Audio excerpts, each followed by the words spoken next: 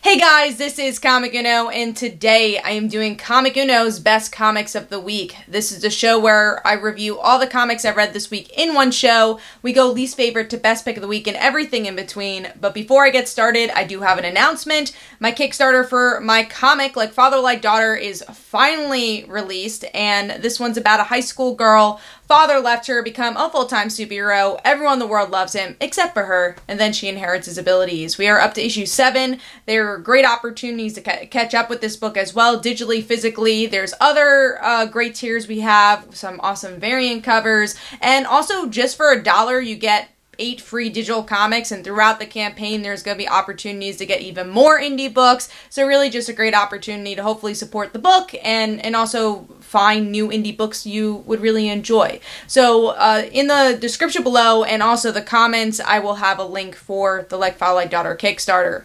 Now, of course, also in the comments below, would love to hear your pick of the week for this week. At the end of the show, I feature the pick of the week, and of course, for last week's pick, I'll be doing that. Now, let's get into the episode. So, this week I had about 14 books. Pretty average haul, maybe a little bit of a heavier haul than normal. And number 14 for me is Champions issue 2. So, I feel like it's been a while since I've read Champions issue 1. I feel like this Outlawed event has been very, scattered because everything that happened with COVID. It was kind of coming out, now it is coming out, and the one thing I was excited for this event is Power Pack. So that's going to really show if I enjoyed stuff from Outlawed, but everything else I haven't really liked the plot of the event. It feels very Civil War-esque, and, it's great to see the teen heroes, but I don't really need to see this type of angst with them. I'd rather see other stories, and we'll get into that with another issue that was tied into Outlawed this week. But yeah, Champions, I like the previous volume of Champions, especially the last creative team, but it's not a book that really resonated with me like Young Avengers did, and even like Avengers Academy, those type of books. So I was disappointed, but not shocked that I didn't love this volume. And it's also hard to release a book, I think it's an ongoing, while it's starting out with an event. And what really deterred me from this issue is that the first half of the issue is not even about the champions. It's about all these new characters. I'm like, I don't care about them. I want to see what's going on with Riri. I want to see what's going on with Viv, Ms. Marvel. And that's where the issue does pick up. I like the Viv and Ms. Marvel conversation, especially in this issue. But it really didn't save the issue for me, especially because there's 2 different artists for this book, and I'm not a huge fan of Simone's art style for the beginning of this issue, and then you have a different artist, which I actually like more, but you can definitely see the contrast of like, okay, this is 2 different art teams, which again, not a huge fan of. So overall, I'm giving that one 2 stars, and that is number 14. Now moving on to number 13, which is The Amazing Spider-Man issue 52 LR. So if you didn't know, 2 issues of The Amazing Spider-Man came out this week.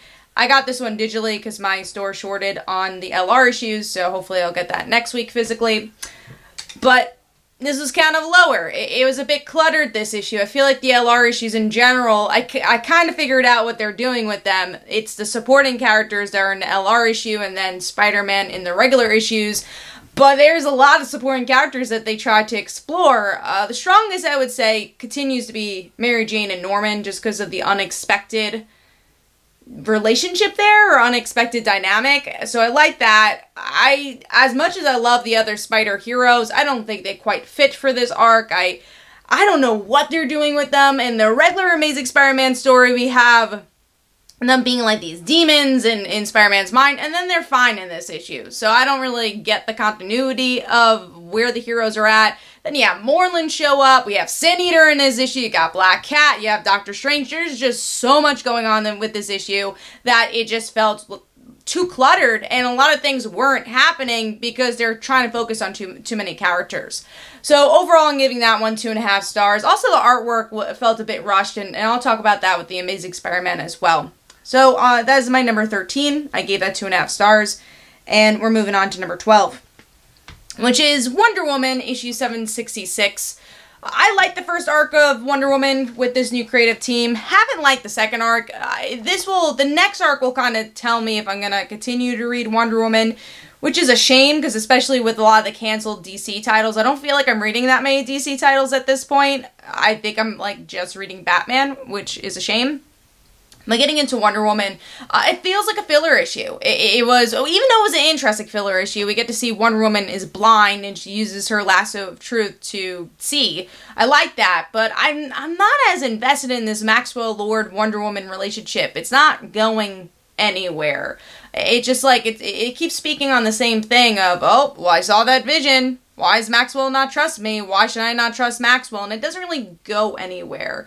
So I wasn't a huge fan of that and the overall plot of this arc. And that's why I do want to give the next arc a try. But that's gonna really tell me if I'm gonna keep this one on my pull list or not. Also not a huge fan of the artwork, especially facial expressions. Their facial features feel very spread out and looks a little weird, especially Wonder Woman's face. So wasn't a huge fan of that. So giving Wonder Woman issue 766 2.5 stars, and that is number 12? 12.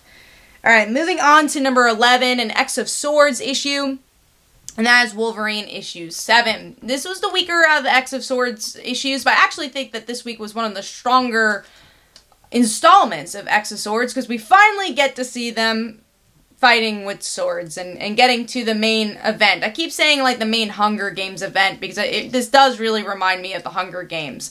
So this was an interesting issue, but I felt like they tried, once again, like Spider-Man, tried putting a little bit too much into this issue. You have Wolverine having like a drinking contest with Storm. There's different levels of fights, I guess. And the thing I did like was that we are not just seeing sword fights, because I think that would be boring. Even though I'm upset that Magic was defeated with an arm wrestling fight. I'm like, it also kind of feels uneven to me as well. Like, the X-Men are losing a lot, by a lot, and I'm not a fan of that. I do want it to feel a little bit, I want to feel like it's kind of pulling a rope, you know, that you don't know who's gonna win, and right now it's like, okay, doesn't really look like the X-Men have a chance. It's like, you know, if you watch the Super Bowl, if one team's so far ahead, it kind of gets boring, and that's kind of what it's feeling like right now with X of Swords. Artwork also didn't feel as strong because it's a grittier style for Wolverine. I don't know if it quite worked for this issue. So overall, I'm giving this one 3 stars. I do think this is an improvement from what we're getting with X of Swords, but out of the 3 issues that came out, I thought this was the lower one out of those. So I'm giving that 3 stars, like I said, and that is number 11. Moving on to number 10, which is the other outlawed book I was talking about, kind of outlawed book, and that is Magnificent Miss Marvel, issue 16. You know, it's also kind of hard because in your head, you know this book is ending soon, so having this as the last arc of the book has been disappointing, especially because we had such a big hiatus with Miss Marvel, and now it's just going to be over, and there's stuff I like about it. Like, I enjoyed seeing Kamala's friends, but I didn't quite love the direction of that story, like Mike not liking Miss Marvel or Kamala because of their whole love triangle thing going on. I'm like, I thought we were over that. That was something that already happened in G. Willow Wilson's run. Do we have to go back to this again? I really don't love the direction they're taking Zoe of being in a fight with Kamala because she saw blood. I mean, we've seen Zoe be Miss Marvel for a little while, so that kind of feels out of character to me. So even though I like seeing the supporting characters, I didn't love the stories that were attached. And then even the amulet stuff, I'm not quite attached to that character. So overall, not the direction I've enjoyed for Miss Marvel. Hopefully, when we get another volume, if we get another volume, it goes more of a direction that G. Willow Wilson was going with her original run, and really being able to balance that double life between Kamala and Miss Marvel, and I would say really playing up, not the drama, but I would feel like it felt more like a TV show in a way. Again, I think the balance was a little bit better there, and just the continuous threads of the characters were sewn better in that series. Maybe because there's more room and space and because there's no other creator on the series. But I just enjoyed that a little bit more than this volume. Even though I think it tried to be in the same vein as G. Willow Wilson, it didn't succeed for me here. Artwork was pretty solid though, and that's been consistent, especially with the same colorist for the most part being on this series from the G. Willow Wilson run to this run. So giving this 3 stars, like I said, not a bad issue. It's not as exciting as I want it to be. I love Miss Marvel, and it just hasn't been there for me. And it's disappointing that this is the last arc overall, from when we don't know when it's gonna continue. Alright, giving that number 10. So moving on to number 9, which is American Vampire 1976, issue 2. If you guys don't know, I'm a huge American Vampire fan. This slows things down a bit, though. You know, a complaint I kind of had with issue 1 is that I don't know how new reader friendly it was. You know, obviously for me it didn't quite matter because I've read it before and I've read all the issues. But for people jumping on, there's a lot of issues for American Vampire, so it's nice to be a little new reader friendly. I had the opposite comment here. I actually thought it was too new reader friendly, or at least the way the exposition worked. So the first like 4 or 5 pages is about Skinner's past with his brother, and then I also felt like it shared too much panel time with other characters. There wasn't one particular character they focused on. So we had a little bit of Pearl, a little bit of Skinner, a little bit of Cal, and the other vampire hunter guy. So you didn't really get enough in this issue. That's kind of my biggest complaint. And there was a lot of exposition about the Beast, about the villain that they're going up against, and then at least finally they go up against the villain by the end, so we'll see if it gets a little bit more action-packed with that next issue. But really like the art, as always. I love the style of this book, and especially the vampire formations are beautiful and unique for this book. So giving that 3 stars, and that is number 9. Moving on to number 8, actually a little higher than usual, and that is or usual as in the last couple of weeks, and that is the Amazing Spider-Man issue 52. Still not a perfect issue, but we do get some movement in this issue with Kindred and Spider-Man going up against each other. Now I will say, it takes a while for that story to really go anywhere. You know, you have them finally face each other. They repeat the same things that they've been talking about. And then finally by the end of the issue, for some reason, Spider-Man's like, kill me because I want to save everybody. And he's like, okay. And he cracks his neck. Because I guess he's seeing visions of his supporting... Well, first of all, he's seeing all these skeletons, and then his supporting spider characters are these zombie vampire creatures right now. So he's like, kill me! And then, yeah, that happens, which was just kind of weird, and I didn't quite love that direction. But I like some of the moments of, again, seeing Peter's loved ones being, you know, his dead loved ones, and him trying to... fight for them, I guess, was interesting. And just finally getting to the moment of, alright, finally, they are face to face. Good. And there was a good enough cliffhanger. Artwork was middle ground. There's one thing I'll say, I felt like there was a lot of moments that felt like they were trying to fill up the pages. Like there was a lot of double page spreads that didn't quite need to be there. So I don't know if there's enough story for one issue, which was kind of weird to see for this as well. And even the double page spreads didn't feel as detailed as they could be. Like one panel was detailed and the other side panels weren't as detailed, especially for a double page spread. Those should be extremely detailed. So yeah, overall very middle ground, but surprisingly better than what we've been getting because there was some story progression. So giving that 3 stars, and that is number 8. Alright, moving on to number 7, which is the big book of this week, Punchline, issue 1. I was a little torn on this one. I actually thought it started out really well. I enjoyed the beginning of it, where we get to see Punchline post-Joker War. That she's trying to be innocent and trying to get people on her side and really emotionally manipulating people. And this kind of goes into Cullen and... Harper's relationship, and Cullen kind of following the cult of Punchline and listening to this podcast and being persuaded by the podcast. But then, as that exposition starts is where this issue kind of went down for me. First of all, there's so much exposition. There's pages and pages where I felt like I was reading a novel, and it wasn't really playing off the visual medium of comics. So I didn't really like the podcast. And then as we get to the end of the issue, you think this is going to be a one-shot. Usually there's a beginning, middle, and end, and this was just a teaser. It's just like, well, if you want to find out what happens next, read an issue of Batman, so you don't even know what issue to read. So I didn't like the ending as much as, like, in another book, if there was an issue 2, the ending would have been great. It's like, oh man, Cullen might have this boy that he really likes, and He's following him. We have the Roe siblings against each other. And who knows what's going to happen to Punchline? Will people trust her even though she's a horrible human being? Like, those are all interesting things. It's just like, but where is this going to continue besides 2021? Like, why was this a $5 teaser? It should have been a $5 complete story, because that's kind of what you expect for a one-shot. Artwork overall was good for Punchline. I don't know if it quite worked for the Rose siblings, and Leslie felt very thin to me, and it wasn't the best artwork I've seen with those characters, but I liked it for Punchline, especially just because we seen kind of this thin line work with Jorge Jimenez's art style, so it worked with her. Coloring was pretty good for the book as well. So giving this 3.5 stars, definitely not a bad issue, just wasn't exactly what I was expecting. So giving that number 7.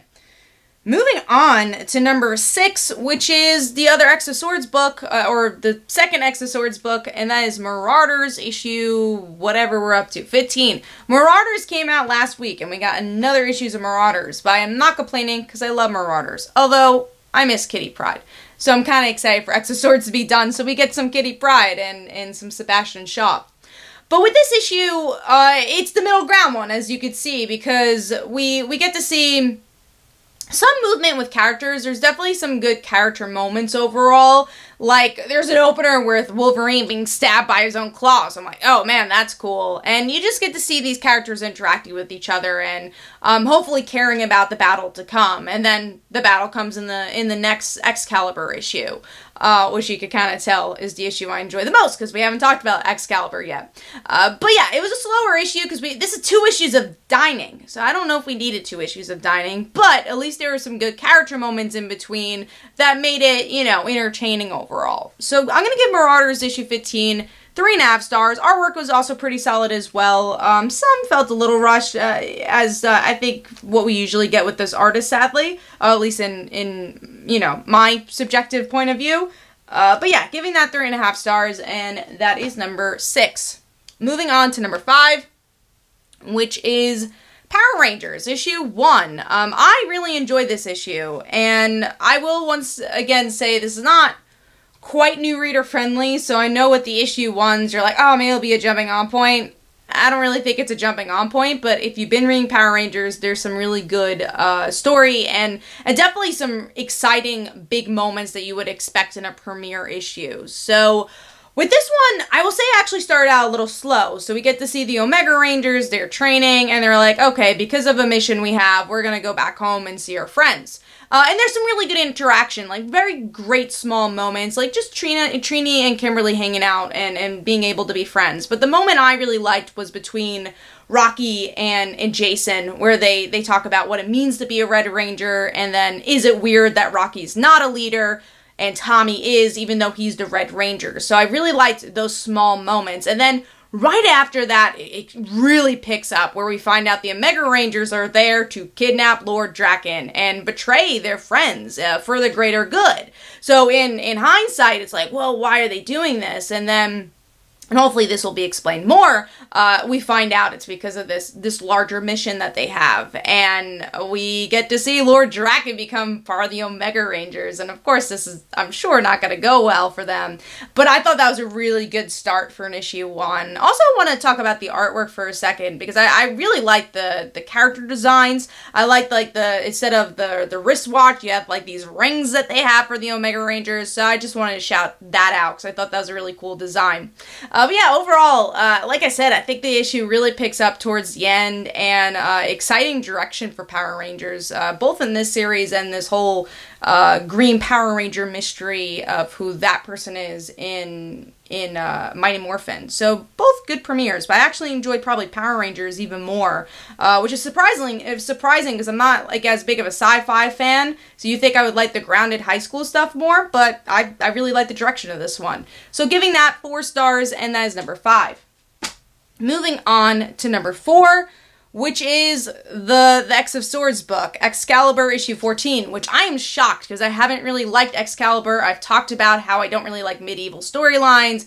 I've never been a fan of Excalibur in any regard, X-Men or outside of X-Men. So, yeah, when I read this, well, first of all, it's the start of finally the story. It gets into the action. We are in the Hunger Games, finally. So we have Captain Britain, Betsy, she's ready to do her sword fight. It's called X of Swords. We finally got some swords going on. You're like, yes! And then some crazy stuff happened in this issue. Like, she falls to pieces. We don't know how. Is she gonna survive or not? And then the book kind of goes batshit in a good way, where we get to see Cypher get married, and, like, that's his thing he has to do, and he actually, like, wins a point because he gets married to his opponent, sorry, looking for the word. Yeah, so that was really interesting. I mean, then it kind of goes really off the wall, which I didn't quite like, where Jubilee comes in on her dragon, who was her adopted son, which is also strange, and I think was explained in Excalibur, but I didn't read it, so I don't know how that happened.